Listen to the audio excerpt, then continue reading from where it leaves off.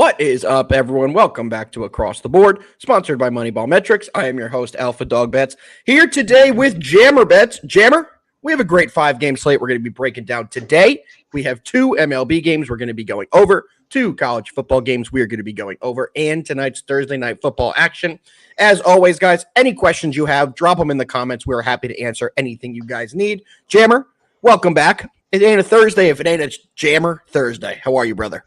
I know, man. Super excited to be here. Had a crazy weekend of college football last week, and I think we got an even better one coming up this week. Absolutely. And I know we have a bunch of games we're excited to dive into. We all know that you are our residential Pittsburgh guy with all the inside scoop on all the Pittsburgh information, and it does appear that the Pitt Panthers, it's Pitt Panthers, right? Yeah, Pitt Panthers are ranked.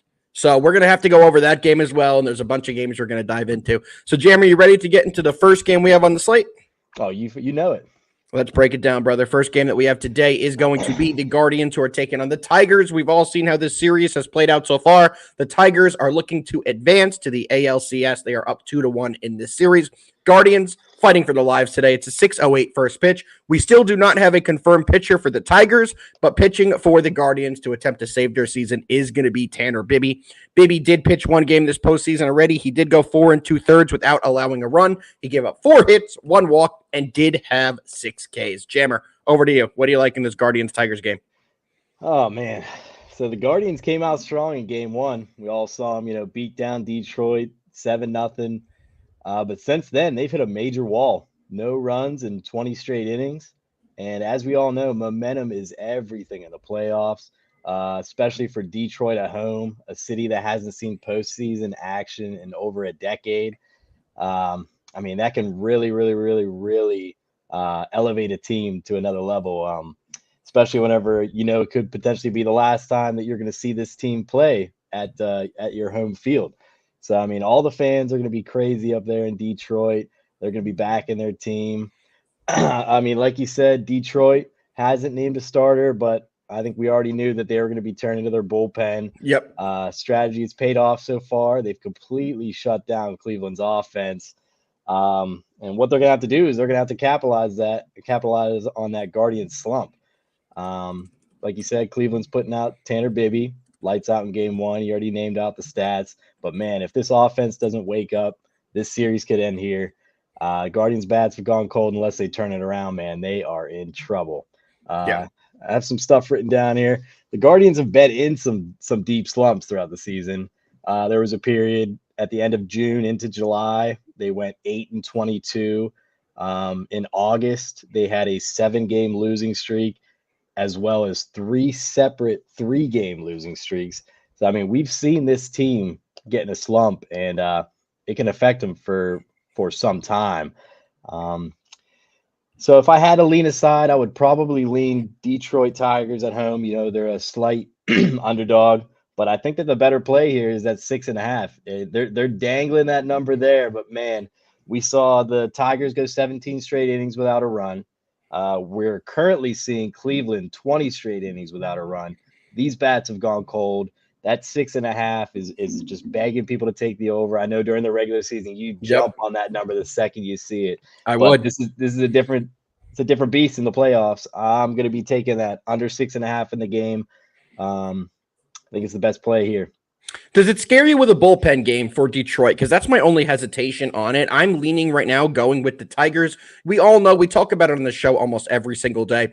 Hot teams in playoff baseball really do matter. Since we've been in this format the last 2 years, 3 of the 4 World Series teams have been wild card teams. So it does seem with the current format, these guys that have a bye in the first round, such as the Guardians, have really struggled. The only team right now that's up that had a first-round bye is the New York Yankees, leading 2-1 in the series. But we've seen these teams that have a bye, like the Phillies, already get eliminated, really struggle to get their bats going again. And I think that's exactly what we're seeing with Cleveland. I do think the MLB needs to evaluate how they do these buys, because what advantage do you really have when the other team gets to come in with full momentum? But in this situation, I do like the Tigers, as I was saying. I do think they get it done at the plus 105. It's just the Guardians lineup is not hitting right now at all.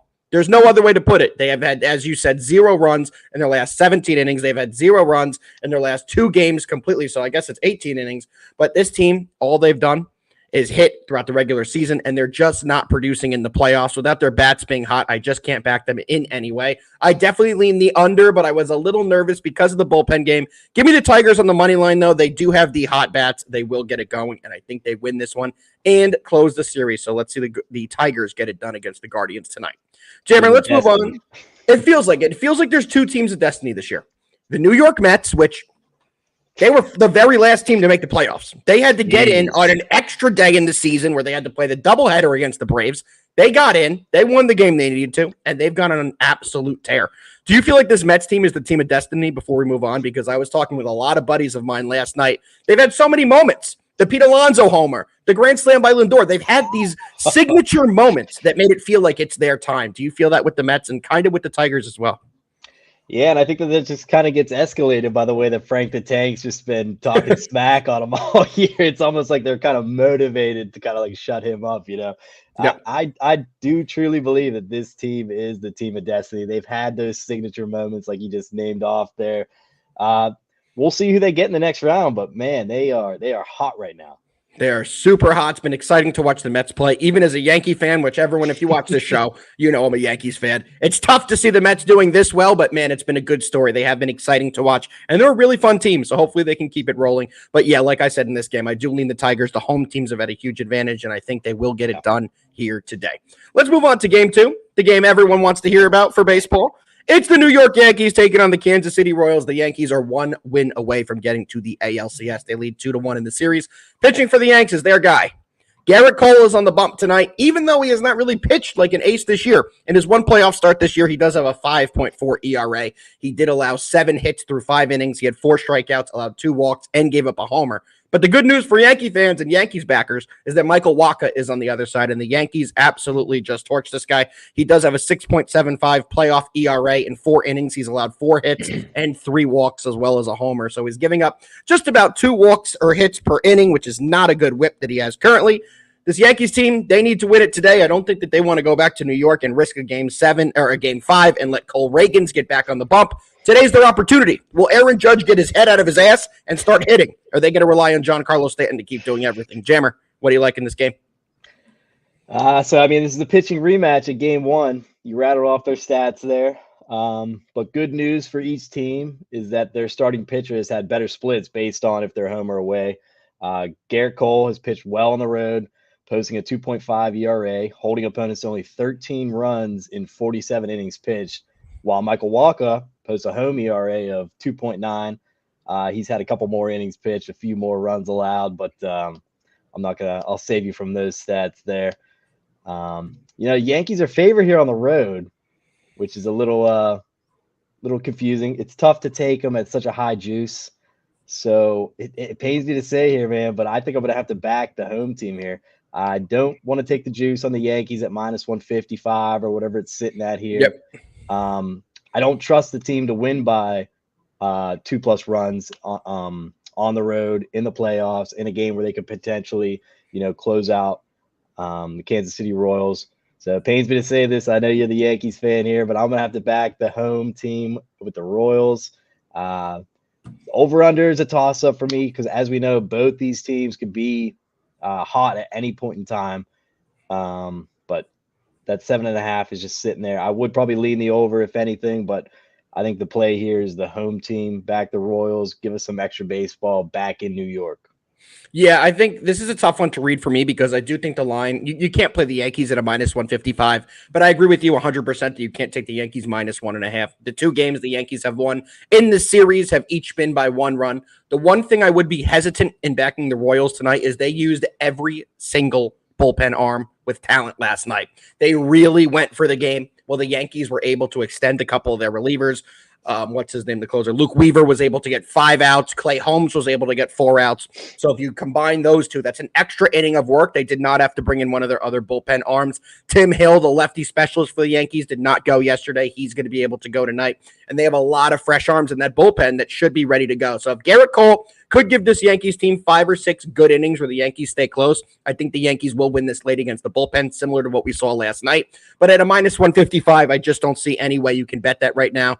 It's a little tough, especially with the Yankees having that insurance of a home game 5 if they do lose. Let's say they go down 3-4 runs, gets to the 7th inning. I don't think they're going to use their best bullpen arms. I think they're going to try and save them to get to that game 5 in a pivotal game 5. So unless the Yankees can get a huge start from Garrett Cole, I would not touch him here. Like I said, it's going to be a no play for me. I do lean the Yankees to win this game, but at a minus 155, I just don't think there's any value you can bet on that.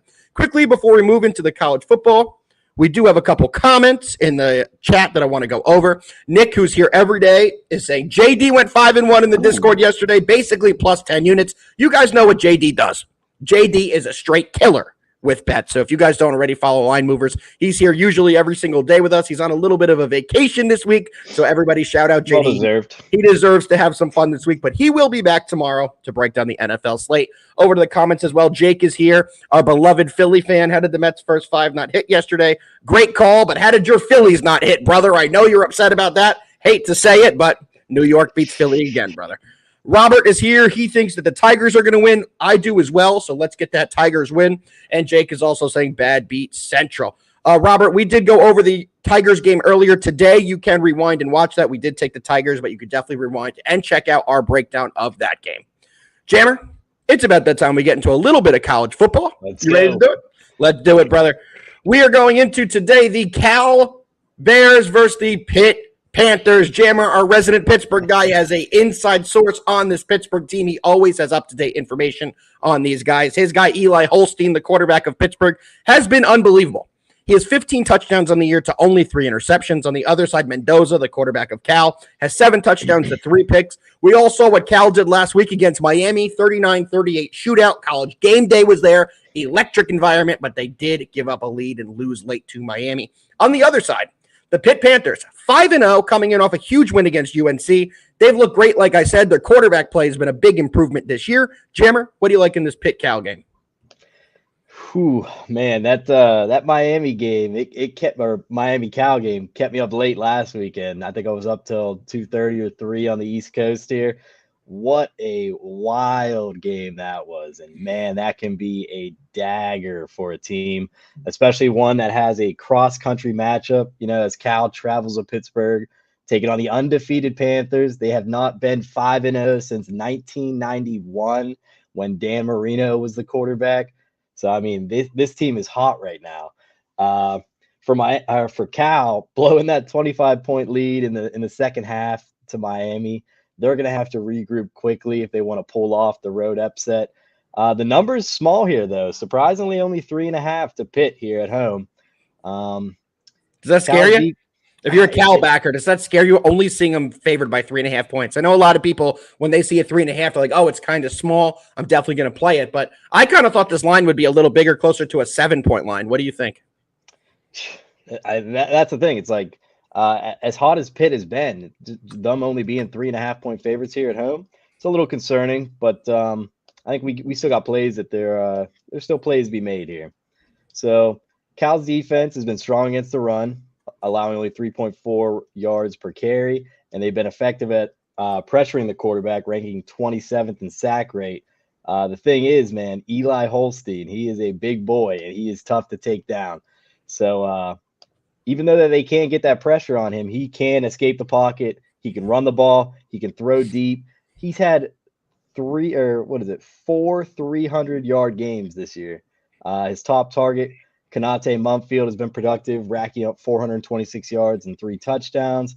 Meanwhile, the running backs for Pitt, Desmond Reed, and recent add from the ineligibility list, Rodney Hammond, added another layer of explosiveness. That was a weird situation. They had him on the ineligibility list, didn't really give a reason as to why. But then last week, they reinstated him. Didn't really give him a lot of gameplay, but him just being in there as kind of like the change of pace back was really good for Pitt in that UNC win. While Cal has the talent to keep this close, it's hard to trust them mentally after last week's collapse. Head coach Justin Wilcox will do his best to rally the team, but man, that kind of loss can really stick with you. And on the other hand, Pitt's well-rested, playing at home. They have no distractions. They have a bye week next week. I think that this well-balanced offense should be able to exploit Cal's struggles on third downs and in the red zone. And for me, I'm going to buy the half point. I'm going to take them -3. If you want to lay the juice and take the money line, I think it's around -150, 155. Yes, it is. If you want to use that as a parlay piece, go ahead. But for me, I'm going to buy that half point, take Pitt -3. If we push, we push. But I can just see this team rolling. I think you're smart. We all know key numbers in football, especially college. 3.5 is a key number. You don't want to take it. So I'm doing the exact same thing you're doing. I'm buying Pitt down to 3. And you take a look at how Pitt has performed this season. You guys know I like to look how they've done against the expected line. There's only 5 teams in all college football, at all levels of college football, that have covered every single game this year. They haven't even pushed a cover. Pitt is one of those 5 teams. On average, they're outperforming the cover by 10.5 points. So that means if they're a -3 on average, they're winning by 13 points. They're doing a fantastic job of beating the expected line and performing in the big moment. And it kind of feels, and I hate to say this, but it kind of feels like Cal's game last week was their Super Bowl. They had College game day. They had the big lights. They had everything at their home field. 25-point lead, and they blew it. Tough mental game to get over. You have to travel across the country, play in a very tough environment in Pitt, and take on a team that's very good at passing the ball, which they will struggle at. Give me Pitt -3. I think they win this game by at least a touchdown, but I do feel more comfortable taking, like you do, by buying the point. Don't want to get hooked here, anything like that. So give me Pitt at the -3. I think they're definitely going to have a big performance. And one more thing about this game. Cal has not been great against the cover. They've covered at 60%, but they have covered 3 out of their 5 games. Haven't been as good at covering, though, as Pitt. Let's keep it moving, Jammer. We have another college football game we're getting into, and this is the game that most people are probably tuned in to hear about. We have Ohio State taking on Oregon, visiting Oregon, so the game is at Oregon. Ohio State is coming in second in the nation. Oregon coming in third in the nation. So this is definitely the biggest game we've had in the year. Rival to maybe that Alabama-Georgia game that lived up to all the expectation, all the hype. Hopefully we will see that here. But let's break down these two teams. Ohio State is by far, in my opinion, the best defensive team in the nation. You take a look at their performances this year. Against Iowa, they won 35-7. Against Michigan State, they won 38-7. Against Marshall, 49-14. They gave up a garbage late touchdown. Really should have been a 49-7 game. Western Michigan, 56-0. And against Akron, 52-6. So they've limited their opponents in 4 out of 5 games to 7 points or less. And in all games, they've limited their opponents to 14 points or less. On the other side, Oregon is coming in off a 31-10 win against Michigan State. They smacked UCLA 34-13. They beat up on Oregon State 49-14, and they had one tough game this year. That one tough game was against Boise at home. Boise State, we all know they have the great running back, Ashton Genty. That game was a final of 37-34. I've said a lot of stuff, Jammer, provided a lot of information. What do you think is going to happen in this big showdown? Man, this is a major tone setter in the college football landscape, man. Ohio State taking on Oregon. Huge implications in the Big Ten race, college football playoff, and potentially the #1 spot in the rankings. For Oregon and Dan Lanning, this is his shot at a signature win as Oregon's head coach. You know, he's had solid victories, but he's yet to secure that marquee victory. His team got crushed by Georgia 49-3 in his debut, and he's fell short to Washington 3 times, including last year's Pac-12 championship with a playoff spot in the line. And man, it is not going to be easy to beat this Ohio State team. The Buckeyes defense, you already said, is just elite. Lead the nation in both total and scoring defense, featuring a relentless pass rush and the 3rd best run defense. Oregon's have to be incredibly physical to handle that pressure. Ohio State's ground game is also averaging over 6 yards per carry, which will be tough for Oregon to contain. But for Ohio State, man, they have not faced an offense like Oregon yet this season. Led by veteran quarterback Dylan Gabriel, the Ducks' quick passing attack is built for efficiency, and they control the tempo while winning the time of possession battle. They may not be as fast-paced as the Oregon teams of the past, but this offense is balanced and dangerous.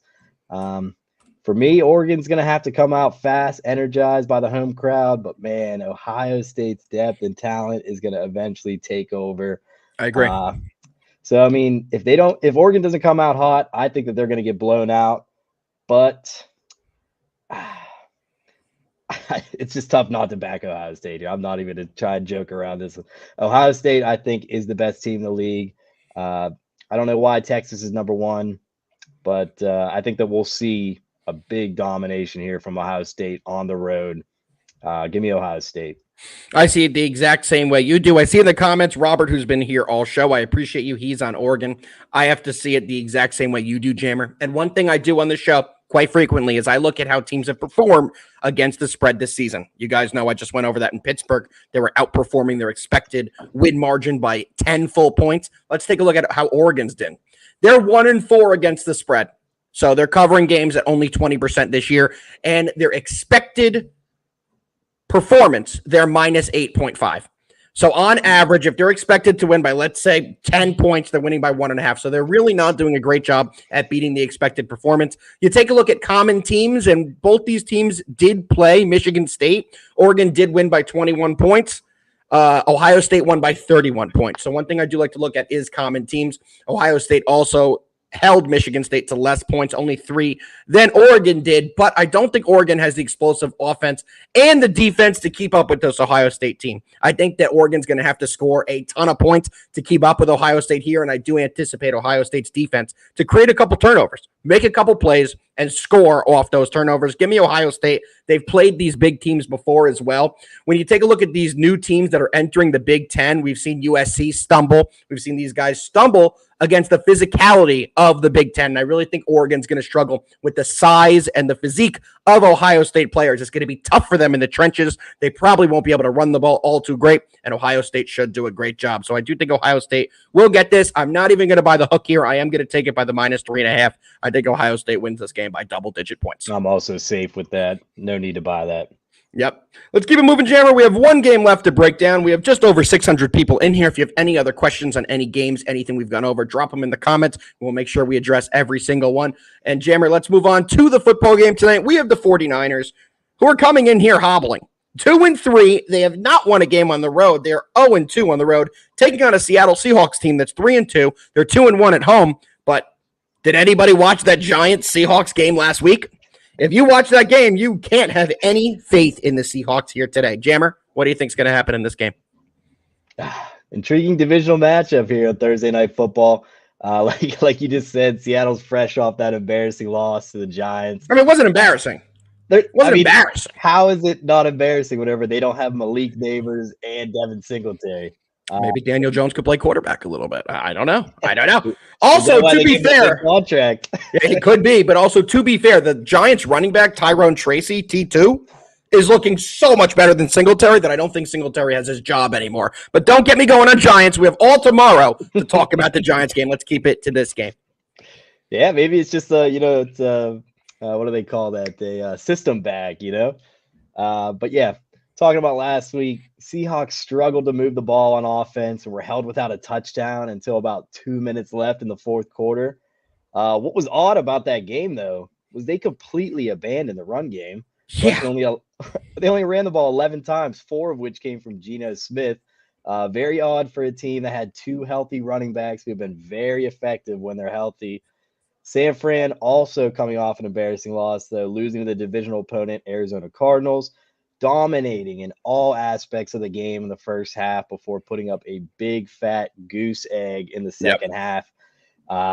This team has not been as dominant as we all come to expect, but they are still showing glimpses of what they can be, which is a team that can dominate time of possession, run the ball, utilize the play action, and incorporate trick plays to keep that defense on their heels. Absolutely. So if you look at the injury report, both teams' defenses are riddled with injuries at all 3 levels, with each team likely missing their top corners. You definitely got to pay attention because if Charvarius Ward is playing, that's bad news for the Seahawks. If he doesn't play, great news for the Seahawks receivers. I've been eyeing up that DK Metcalf line, just waiting to hear that news. But good news for the Niners, terrible news for the Seahawks, is that the Niners will have their top defensive player, Fred Warner, available to play. Man. So all that being said, I do have a couple plays I absolutely love in this game. Seahawks team total under 23.5. I know that's available on some books. Most books have the 22.5. I'm comfortable with either one of those lines. I think that the 49ers are just going to absolutely control time of possession, limit the third downs that the Seahawks are going to convert. I just love this San Fran defense, especially if Charvarius Ward plays. And another play that I'm really high on is Jordan Mason over 82.5 rushing yards. Seahawks, as you mentioned, got absolutely lit up by Tyrone Tracy. Maybe maybe the Giants are a running football team. I'm not sure, but just the last 2 weeks, this Seahawks team has just been absolutely run through by running backs, allowing nearly 6 yards per carry. Jordan Mason, 82.5 yards. He's been lights out this year on the run. So those two plays I like. And another one that I would be looking at that I'm not officially taking, but I might if you check my Twitter page later, is Brandon Ayuk over, I think it's 65.5 receiving yards. He finally woke up last week. No one knew where he was, but man, he looked dominant last week. So I'll be looking at his either receptions or receiving yards. I'll put out an official play on Twitter later, but those are the ones that I'm looking at. Love the first two. May put in the receptions on Brandon Ayuk. Check back later. Love that. And I have a touchdown score I'll give out first that I think is going to be a lock to get in the end zone. You can currently get him at plus 180 pretty much on every book, and that's going to be George Kittle. This Seahawks team had no way to stop the Giants tight end Theo Johnson last week. The Giants came into that game last week with only 2 receptions from the tight end position all season long. Wow. The tight ends were able to find the middle of the field and gash them for some big plays all game long. They were not able to stop a Daniel Jones passing attack that, like you said, did not have Malik Neighbors. We saw them hit Darius Slayton on a couple deep balls as well. I think that this Seattle Seahawks team is kind of cooked defensively. You take a look at their last 2 games. They gave up 42 points against Detroit. They could not stop a single thing in that game. And then against the Giants should have scored more points against them. Giants had a 4th and goal from the half-an-inch yard line. I thought Tyron Tracy got in the end zone. They called it a fumble, and they returned it for a touchdown. They really should have given up 36 points in that game. To a Giants team, that's pathetic. So I do think we're going to see a lot of points and a lot of different touchdowns on the 49ers side this week. They need a win. If you would have told anybody, not literally anybody, that the 49ers are coming into this game at 2-3, you would think they're lying preseason, but that's just the way the injuries have unfolded. That's the way the season has unfolded for this team. But in this game, give me George Kittle to find the end zone at plus 180. I think he's going to have an absolutely monster game. I'm also taking Jawan Jennings to find the end zone at a plus 300. He's been the secret weapon of this 49ers team all year long. A couple weeks ago, he had the most receiving yards out of any receiver in the league. I believe that was week 3. So this guy has had some big impact games, and we all saw that this Seahawks team does allow big, deep shots, such as Darius Slayton for the Giants, such as Amon-Ra St. Brown the week before. I think we're going to see a couple of deep plays here, and Jawan Johnson will be a beneficiary of that. You can get that at a plus 300. Guys, you could kind of already tell who I think is going to win this game. I'm obviously not very high on the Seahawks team. I definitely think the San Francisco 49ers minus 3.5 is a good play. I think they're going to have no issue taking it to this team and winning this game by double digits, with or without Charvarius Ward. I know he's a big player for them, but you take a look at the injuries that the Seahawks have. Looks like Julian Love, their safety, is not going to go. Boye Maffe's looking like he's not going to go. Byron Murphy's already been ruled out. Rick Woolen's already been ruled out. And this is a team that really has struggled to stop anything. So I don't anticipate he's going to be able to make many stops, or Seattle's going to make many stops. The 49ers should have their way offensively. Yep. Any other props on this game you like, Jammer, before we get into best bets?